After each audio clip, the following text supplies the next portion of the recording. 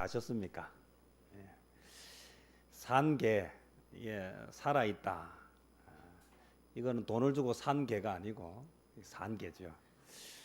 왜냐하면 그 다음 내용과 비교해서 우리가 죽은 사자를 보면 살아 있는 개를 우리가 알 수 있습니다. 자, 그럼 왜 산 개가 죽은 사자보다 나은가? 이 성경적인 배경을 좀 알 필요가 있습니다. 요즘은 개는 애완동물 중에 가장 보편적이고 가장 많이 이렇게 선호하기 때문에 개 이렇게 이야기하면 좀 어감이 그리 나쁘지 않은 것도 있어요. 그런데 이 이스라엘 백성들에게 있어서 이 개는 아주 부정한 동물 중에서도 가장 부정하고 가장 대우받지 못하는 것이 개입니다. 그래서 우리도 이렇게 욕을 할 때 개하고 많이 연관을 짓죠. 그래서 사람에게 이 개하고 새끼하고 붙이면 이게 참 부담스럽지 않습니까? 그래서 이게 참 우리가 귀여워하고 좋아하면서도 또 우리나라는 또 특별히 이것도 여름에 또 뭘 먹습니까? 탕도 먹고 그렇게 하죠. 그래서 영양을 공급해 준다. 그래서 영양탕이라고도 하고 몸을 보호해 준다. 보신탕이라고도 하고요. 어찌되었든 우리는 가지고 있는 개념들이 있는데 특별히 오늘은 이 산 개가 죽은 사자보다 나은 이유를 통해서 전달하고 싶은 이 한 가지 교훈을 좀 함께 얻고자 합니다. 왜 이 전도자는 오늘 본문에서 모든 산자들 중에 들어있는 자에게는 누구나 소망이 있음은, 그래서 모든 살아있는 자, 모든 살아있는 사람입니다. 모든 살아있는 사람들에게는 누구나 소망이 있다. 그러면서 이것을 대조하면서 살아있는 개가 죽은 사자보다 낫기 때문이다. 이렇게 이유를 설명하고 있습니다. 왜 살아있는 사람이 소중한가? 왜 살아있다는 것이 우리에게 큰 소망이 되는가? 그것은 살아있는 것은 개라도 죽은 사자보다 낫기 때문이다. 이렇게 설명해요. 부정한 짐승으로 여겨지는 개가 어떻게 동물의 왕, 동물 중에서도 가장 영광스러운 영웅적인 위치를 차지하고 있는 이 사자와 이렇게 비교해서 개가 더 낫다고 이야기하는가? 그럼 개와 사자는 비교할 수 없는 것입니다. 용맹함, 그리고 존경하는, 존귀한 위치를 가지고 있는 이 사자를 왜 가장 부정하게 생각하고 가장 꺼리는 그런 짐승.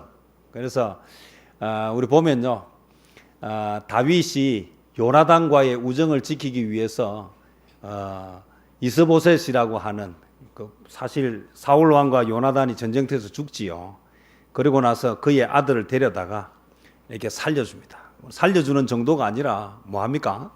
그의 아버지, 할아버지의 재산을 다 물려주고 왕의 상에 둘러앉아서 먹게 만들었을 때에 이때 이스보셋이 너무 고마워서 다윗에게 뭐라고 이야기하는가?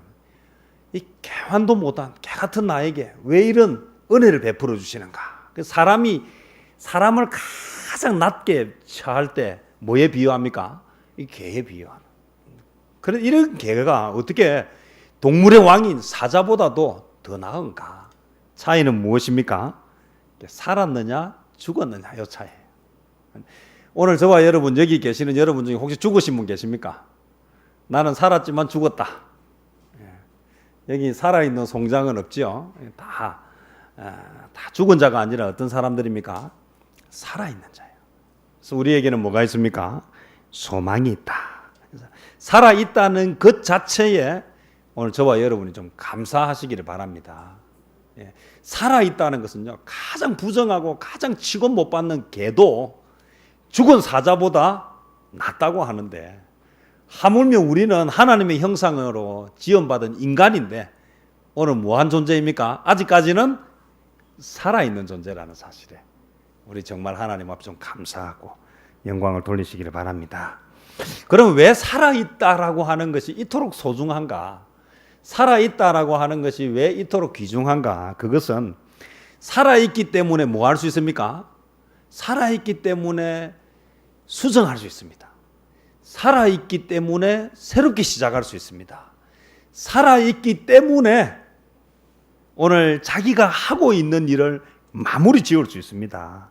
그래서 살아있다라고 하는 것은 그래서 의미가 있고 가치가 있다. 죽은 개도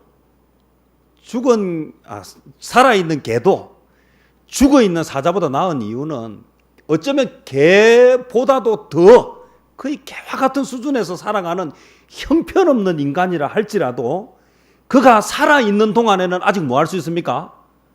개가 천선할 수 있다는 거죠.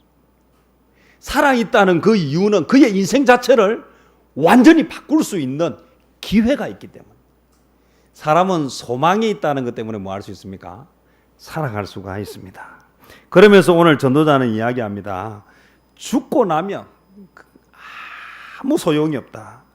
죽으면 아무것도 모른다. 그들이 다시는 상을 받지 못하는 것도 그들의 이름이 잊어버린 바 되기 때문이다.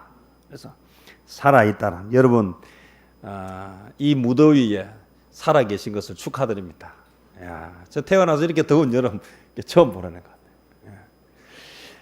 날씨가 정말 이렇게 더운 거예요. 제가 말씀드렸죠. 제가 경주에 세미나 갔다가요, 보문단지 가보니까 경주 보문단지는 항상 물이 찰랑찰랑 넘치고 호숫가를 걸으면요 오리가 막 떠다니면서 사람의 마음을 푸근하게 해주는데, 제가 이번에 경주 보문단지 갔더니 경주 보문단지 바닥을 제가 태어나 처음 봤어요. 그리고 오리가 떠다녀야 되는데 어떻게 하겠습니까? 한쪽에 쫙 몰려 아무도 타는 사람도 없고 죽은 호수가 되어 있다. 이번에 우리 정교인 수양에 밀양 가서 저도 밀양댐 이렇게 이렇게 지나가면서 보니까 저는 그렇게 계곡물이 말란 것을 하여튼 제가 태어나 처음 본 것 같아요. 특히 여름이 되면 항상 뭐 합니까? 여름이 되면요 장마 때문에 항상 그 시절은 뭐 하는 때입니까? 물이 넘치는 때입니다. 이 우리가 가는 그때 8월 그 말 때는요, 8월 중순 그때는 항상 계곡에 물이 차고 넘쳐서 위험한 곳입니다. 제가 이번에 보니까요, 계곡에 위험한 곳 한 군데도 없어요. 위험하기는 위험하다. 물 때문에 위험한 게 아니고 돌이 많아가지고 넘어지면 다칠 것 같은 이렇게 물이 말라본 것은 참 더운 시절입니다. 근데 이 더위에 참 아직까지 살아계시다는 것은 우리 참 얼마나 축하하고 새로운 용기를 얻는 시간인지 모릅니다. 자, 그러면 오늘 이 전도자가 이 본문을 통해서 산 개가 죽은 사자보다 낫다고 하는 이유가 뭐라고 했습니까? 살아있는 것은 기회가 있다는 거예요. 기회는 곧 새로운 인생을 살 수 있는 소망이 된다는 거예요. 자, 구체적으로 그러면 뭐가 그렇게 감사할 이유인가? 개처럼 취급받는 인생에게도 왜 살아있다는 것 때문에 죽은 사자보다 나은가? 그것은 소망의 근거가 어디에 있느냐라는 것입니다. 오늘 우리가 죽은 사자보다 살아있는 개가 나은 그 소망의 구체적인 근거는 첫 번째는 여호와 하나님이 소망이기 때문이다. 오늘 우리가 살아있다라고 하는 것은 기회가 있다는 것인데, 그 기회가 무엇이냐면 우리에게는 하나님을 찾을 수 있다는 거예요. 하나님이 우리 가운데 계시다는 것입니다. 시편 71편에 보면 대적들의 공격을 많이 받고 있습니다. 시인이 원수가 자기를 죽이려고 합니다. 그 험악한 상황 가운데서도 이 시인은 뭐라고 이야기하는가 하면, 나는 소망이 있다. 나에게는 소망이 있다고. 대적들이 죽이려고 하고 상황이 딱 죽을 수밖에 없는 상황인데, 이제는 죽었구나라고 하고 포기해야 되는 상황인데도 이 시인은 그 절망 가운데서, 그 어려운 상황 가운데서도 나에게는 뭐가 있다? 소망이 있다라고 이야기한다는 것입니다. 그에게 소망이, 그럼 무엇이 그에게 소망이 되고 있느냐? 그에게 소망이 되는 것은 바로 하나님이다. 오늘 저와 여러분 지금 살아있기 때문에 오늘 우리에게는 소망의 기회가 있습니다. 이 소망이 무엇이냐 하면, 저와 여러분이 살아가는 동안에 하나님을 찾고 하나님을 부르면 바로 이것이 우리의 인생의 새로운 역전을 이루어낼 것입니다. 아직 대적들이 자신을 박해하는 상황 가운데 있지만 이 시인은 더욱 하나님을 찬송합니다. 아직 눈앞에 결과가 나타나지 않았을 뿐이지 곧 뭐 할 것임을 알기 때문에요, 곧 이 상황이 바뀔 것이라고 하는 소망이 있었다는 거예요. 소망의 근거가 무엇입니까? 하나님이 함께 하신다는 것입니다. 시편 62편에 보면 하나님이 소망인 사람과 사람이 소망인 사람이 어떻게 다른지를 시인은 잘 드러내고 있습니다. 우리가 어려울 때에 우리의 도움이 사람이라고 생각하면요, 이 사람 때문에 우리가 얼마나 어려움에 처하게 되는지 모릅니다. 이 시인은 이렇게 이야기합니다. 인생은 입김에 불과하다. 입김 뭐합니까? 후 불고 나면 어디 있는지 찾을 수도 없습니다. 그 입김의 무게가 얼마나 가벼운지 달아보면 오늘 그 무게가 너무 가벼워서 뭐가 나오지 않습니까? 무게가 나오지 않아요. 여러분 저울 갖다 놓고 입김을 한번 쏙 불어보십시오. 혹시 저울이 좀 움직이는 그 정도 입김은 대단한 입김입니다. 집에서 쓰는 가정용 저울도요, 여러분 입김 불어가지고 이게 뭐가 움직이지 않습니까? 숫자가 움직이지 않습니다. 입김은 아무리 강해도 무게가 나가지 않습니다. 오늘 시인은 이렇게 이야기합니다. 인생은 입김과 같다. 인생은 입김처럼 가벼운 것이다.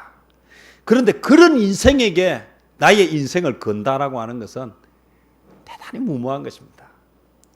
저희 집에 그 시베리안 그 고양이를 키우는데요, 이 털이 얼마나 많이 빠지는지, 이게 들어가 보면요, 털이 막 이렇게 방울방울 뭉쳐 있어요. 이게 후 불면 어디로 가는지도 잘 모르겠어요. 오늘 입김이라고 하는, 입김에 날려갈 정도, 오늘 무게를 도저히 찾을 수 없는 그것이 무엇입니까? 인생이에요. 털이요, 서로 아무리 뭉쳤어요, 뭐를 만들어도요, 방울을 만들어도 쿡 불면 뭐합니까? 떼굴떼굴 굴러가 버린다는 거예요. 오늘 사람이 사람을 의지하는 것만큼 어리석은 것이 없습니다. 여러분, 사람은 사랑할 대상이지 뭐 할 대상이 아니라 했습니까? 의지할 대상이 아닙니다. 여러분, 사람 의지하면 실망합니다. 사람 의지하면 나중에 그 사람이 나를 너무 가슴 아프게 합니다. 죽고 못 산다. 죽음이 우리를 갈라놓을 때까지 서로 사랑하는 것이죠. 그런데 결국은요, 사람은 사람에게 뭐가 되지 못합니까? 의지가 되지 못합니다. 사람을 의지하면 꼭 사람 때문에 실망. 아무리 좋은 사람도 뭐 하지 못합니까? 영원히 함께하지 못합니다.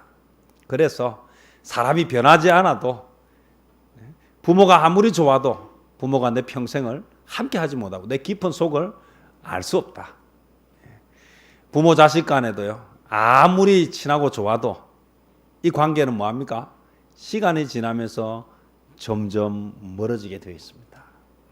자식은 품 안의 자식이란 말이 있습니다. 왜 그렇습니까? 크면서 이제 점점 멀어지는, 그게 하나님이 창조하신 섭리예요. 그 섭섭해할 이유가 없습니다. 그건 너무나 자연스럽고 너무나 당연한 것입니다. 인간은 의지할 대상이 되지 못한다. 우리가 의지할 대상은 오직 누구시다? 하나님이시다. 이 시편 기자가 그랬어요. 인생은 입김에 불과하고 그 무게는 너무 가벼워서 도대체 달 수도 없다. 그런 연약한 인간에게 인간이 의지한다라고 하는 것 자체가, 이것은 너무 어리석고 무모한 것이다. 그러면 우리는 누구를 의지해야 할 것인가? 반석이신 하나님을 의지해야 하고, 요새이신 하나님께 피해야 하고, 우리의 피난처 되시는 하나님을 의지해야 한다. 오늘 시편 39편에 보면 인간의 무상함과 연약함에 대해서 잘 표현하고 있습니다. 제가 요즘 새벽에 우리 시편 강의를 하고 있는데, 시편을 가만히 살펴보면요, 그게 너무 많은 교훈들이 숨겨져 있습니다. 인생이라고 하는 것은요, 똑똑한 것 같아도 뭐를 알 수 없습니까? 한치 앞을 내다보지 못합니다. 저는 지금도 늘 가다가 한 번씩 이렇게 마음이 참 그거한 건요, 지금도 큰 공사를 앞두고 있거나 큰 행사를 앞두고 있으면 뭐를 지냅니까? 제사 지내요. 수백억이 왔다 갔다 하는 그런 영화판에도요, 시작할 때 되면 다 뭐부터 합니까? 고사부터 지내요. 근데 그 고사에 지내는 그건 항상 뭡니까? 돼지. 이땐 돼지를 머리를 하면 안 됩니다. 돼지 대가리를 딱 올려놓고 뭐합니까? 콧구멍을 하늘로 치켜 뜨게 해가지고 거기에다 뭘 하기 위해서요? 이전에는 이제 세종대왕인데 지금은요, 신사임당을 탁 이렇게 꽂죠. 참 너무 이상하죠. 저는 늘 이상해요. 뭘 이래 하다 보면 참 이상하다라고 생각해요. 그런 것들이 그들에게 정말로 복을 준다라고 믿는 것일까? 그러면 고사 지내는 모든 영화가 다 대박이 나야 될 텐데 그렇지 않습니까?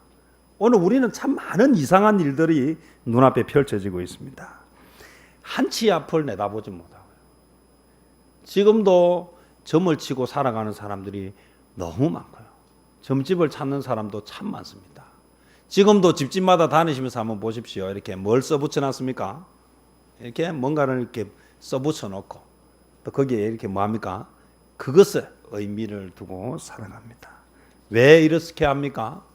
한치 앞을 내다보지 못하기 때문입니다. 이게 인간이 얼마나 연약한가. 우리는 미래의 사회의 예측이라고 하는 것을 보여주면서 많은 이야기들을 합니다.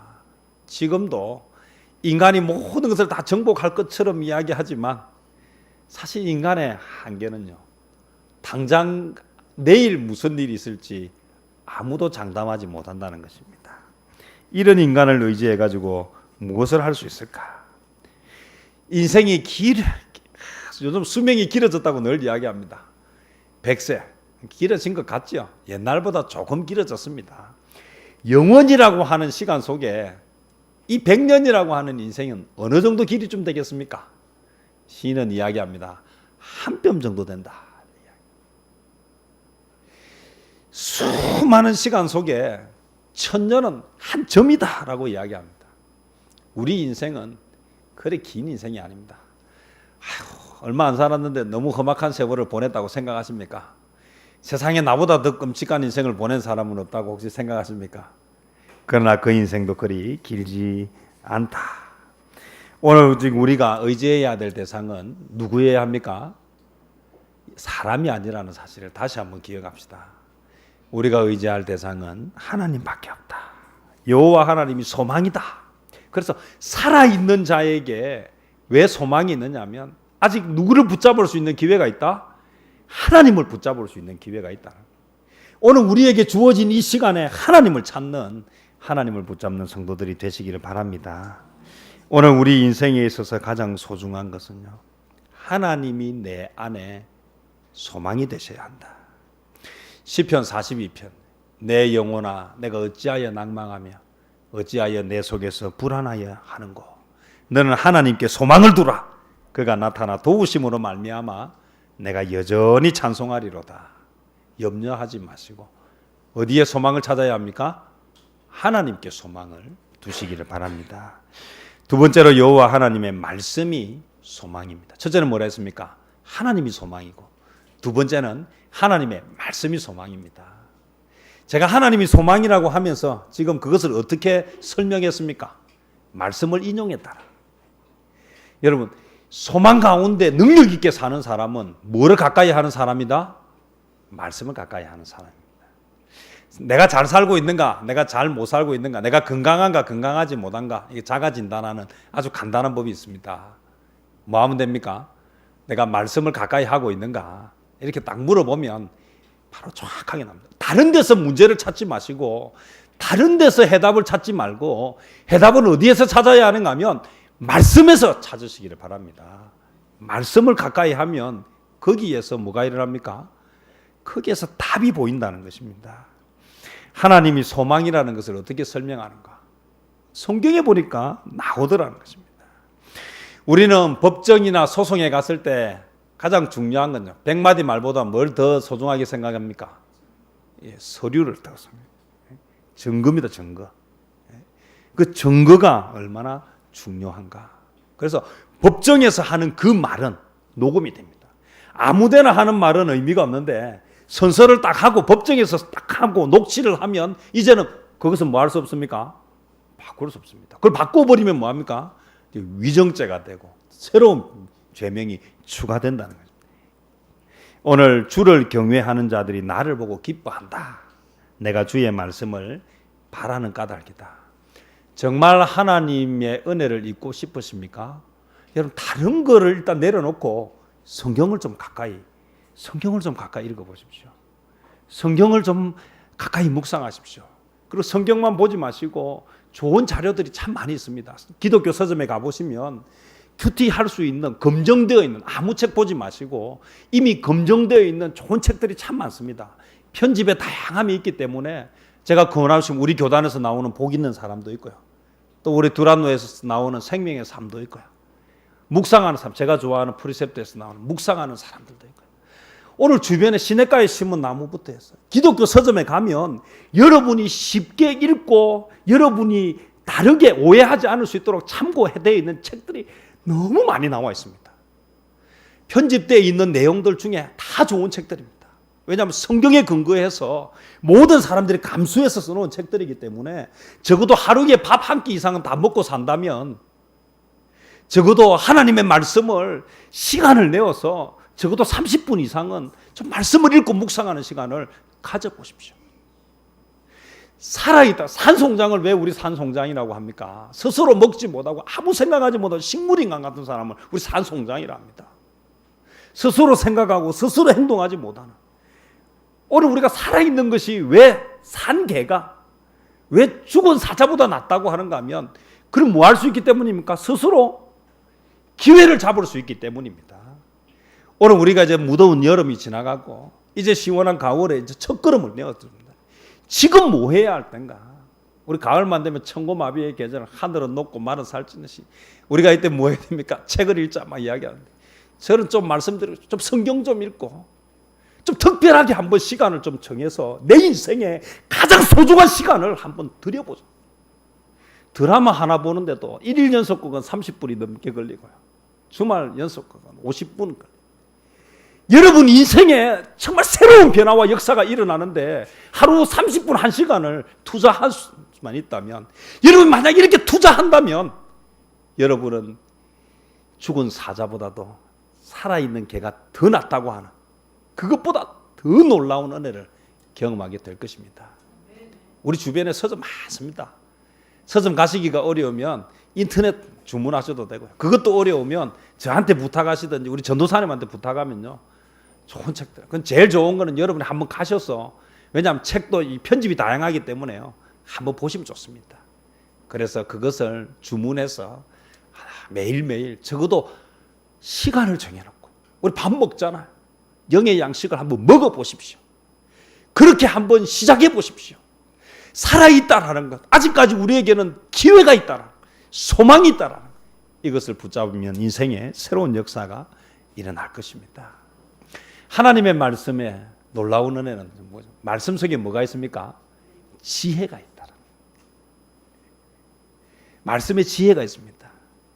오늘 우리 아침에 의인은 7번 넘어질지라도 다시 일어난다. 악인은 넘어져서 일어나지 못한다. 의인과 악인의 차이는요, 넘어지지 않는 것이 아니에요.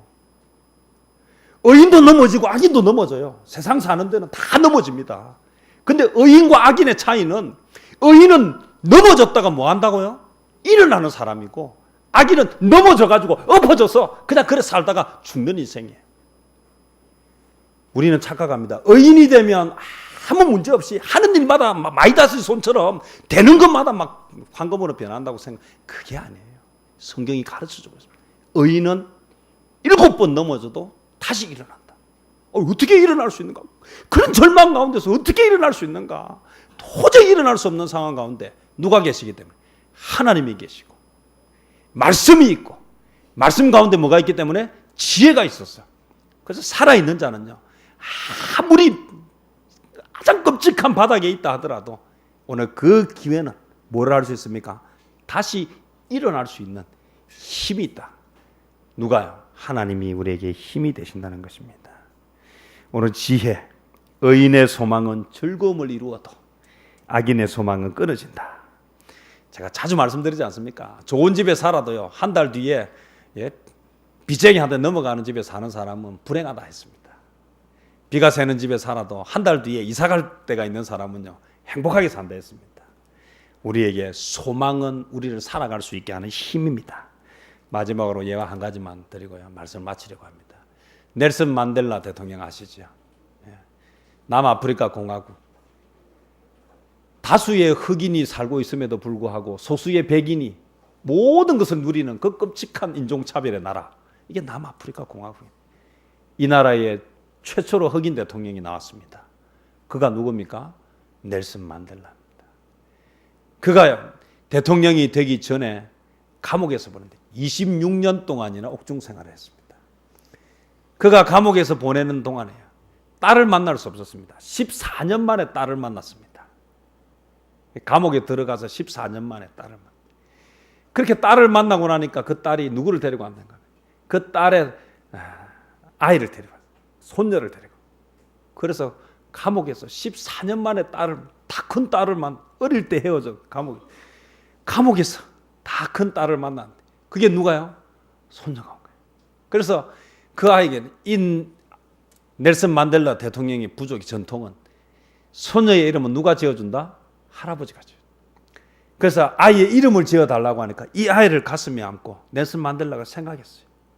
뭐라고 이름을 지어줄까? 그래서 생각하다가 희망이라고 하는 이름을 붙였어요. 희망. 그가 26년의 옥살이를 하고 나서 그 희망이라는 이름을 붙여주고 난 뒤에 13년 뒤에 그가 감옥에서 나와서 뭐합니까? 최초의 흑인 대통령이 됐는데 중요한 건요. 26년 동안이나 감옥에 있으면서도 그는 한 번도 뭐를 놓지 않았다? 희망을 놓지 않았대요. 어떻게 그게 가능했을까? 그는 인종차별이 없는 인간이 피부 색깔로 평가받지 않는 흑인과 백인이 함께 더불어 사는 그런 세상을 이루려고 하고 그것이 이루어질 것이라고 하는 희망을 한 번도 놓은 적이 없었다. 그게 넬슨 만델라 대통령이 한 이야기입니다. 사람은 감옥에서요. 수십 년을 살아도 14년 동안 자녀를 보지 못하고 그리고 또 13년의 세월이 흘러가도 뭐를 포기하지 않으면요.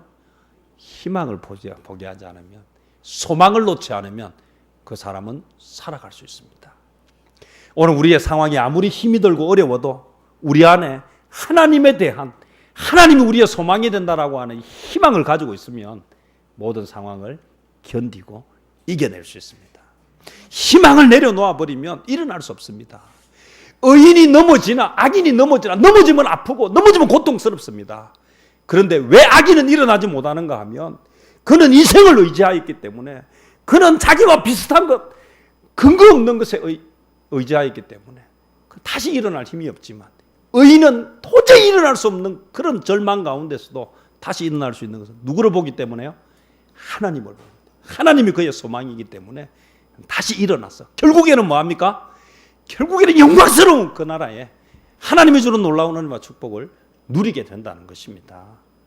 그래서 오늘 성경에 나오는 많은 위대한 인물들 중에 우리 역경 이야기하면 누구 이야기합니까? 요셉 이야기하지 않습니까?